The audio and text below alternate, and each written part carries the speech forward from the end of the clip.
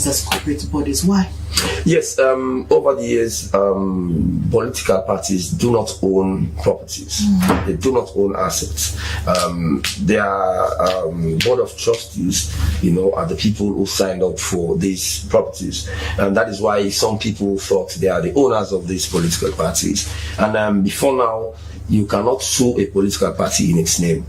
You sue the chairman and the secretary general of that political party, and some people, because of that, thought they are the owners of those political parties, and they will say in our local parlance, not owner then sue, now we then sue. So a political party can now be sued in its own name as a political party, and it can also sue in its name. And now the good thing again about the act is that before now people have been enjoying the benefits of political parties when the political parties themselves do not enjoy those. People organize dinners, people print t-shirts and regalia of political parties without anything going to the party.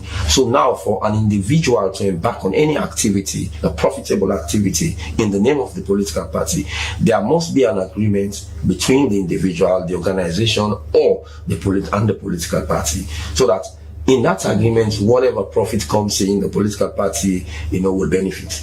We see people printing political parties regalia for almost all of the political parties, enjoying the profits, of those prints, and the political party not getting anything from the proceeds made therein.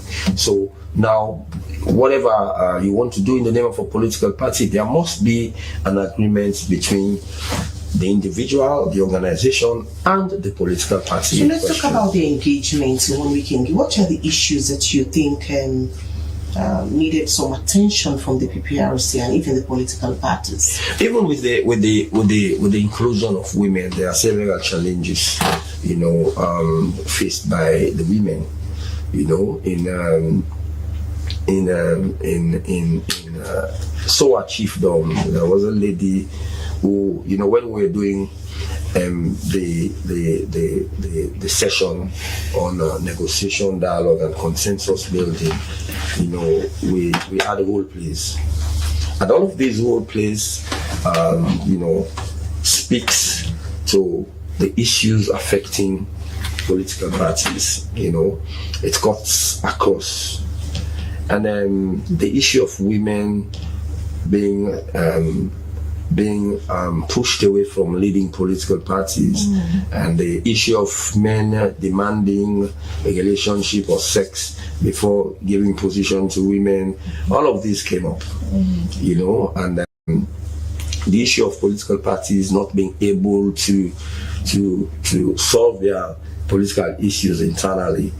So the role play speaks about a lady who is in love with someone and wanted to go over. The guy lives across the river with crocodiles, and then on the day she wanted to go, there was rain, the bridge was washed away. She approached a boat captain who gave her an ultimatum that sleep with me before I take you over. She went and consulted a friend who did not want to be involved in this, say go try the autonomy business. And then she went, slept with the man took her over, and when she went over, explained to her boyfriend her ordeal, and when she explained she was driven away by this boyfriend, she explained to a friend who did not even ask the boyfriend what happened, and this friend went and gave the lover the beating of his life, and all of this. So these are just some of the issues, There are certain times when certain people come for advice. If you don't proffer the correct advice, the person might be misled. There are certain people who goes the extra mile to get what they want. And there are certain people in political parties who do not listen to the other side of the divide, but take action based on what someone has said. So they had to rank those people from 1 to 5, best to worst. And it will interest you that there are several arguments that no, this is the best, this is the worst. Some people take someone's worst as the best based on their own perspective. Why we did those role play because we want them as political parties. They went into groups to agree and disagree. We did it specifically for them to know that in politics you have to agree, you have to dialogue, you negotiate, and then you come to a consensus that okay, we agree. There was an issue in Bense. One of the political party rep was in group 3. Because he was not listened to in group 3, his ideas were not taken in group 3, he switched to group 4.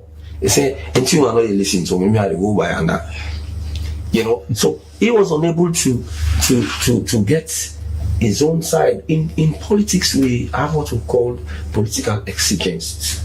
At times we forget about the constitution of the political party. Look at the overall good of the political party. So this is the situation nationally. Forget about being a member of party A or party B. Look at Sierra Leone. When mediating, people must shift grounds. So when they were seated, they seated as political party. They thought we were going to divide them as political parties. We mix them up. You pick 1, 2, 3, 4. Everybody goes to 1, 2, 3, and 4. Go and negotiate, the dialogue, and then come up with a consensus to us. So that is the training we gave to them. That in the midst of conflict, there must be a solution. It's not always no me or degree that gonna court. Our former boss, the late Honorable Justice Tola Thompson, once said to political parties, avoid the law court, because when you go to the court further divides you. Come to the PPRC, because the PPRC don't divide you. If you fail to have a consensus, and then we'll look at what your laws say. And if the law is extreme, we'll advise, go and sit as a political party and come up with solutions. So that is of the good of the party. So that particular session is about getting political parties to imbibe the culture of dialoguing and negotiating issues within themselves.